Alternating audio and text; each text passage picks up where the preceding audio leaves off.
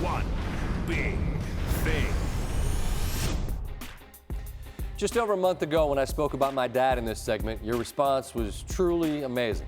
So many of you understood the subject, which is sad, but it's a reality of this life. If you're lucky enough to know love, you will inevitably know loss as well. It's a non-negotiable part of the equation. Those two things are the great connectors of us all. We understand the emotions of both. Once again, I've been reminded of just how powerful love is and of all the humanity that's out there in this world, even when it isn't human. While we were away on vacation, Otis the dog got really sick out of nowhere last Sunday morning, and my wife knew immediately he was in distress, but it was worse than even she presumed. When he got to an emergency clinic in South Miami, they took one look at his gums, and Otis jumped to the head of the line. He was in critical condition. He was dying. A tumor on his spleen was bleeding into his abdomen. The doctors at the Southwest Veterinary Referral Center worked quickly, and they saved his life.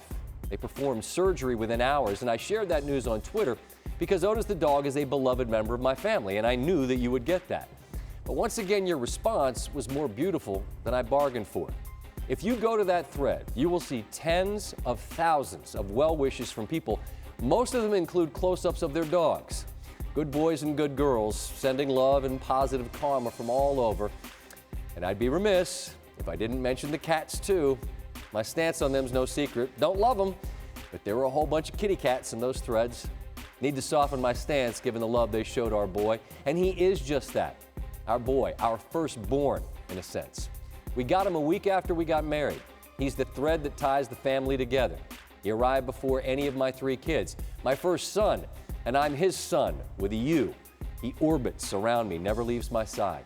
He's my guy, man, and he's lived in a bunch of different houses where we've been, and he's been there for every moment of our life as a family. And when I thought I was going to lose him out of nowhere, I was a disaster. Big, ugly cry.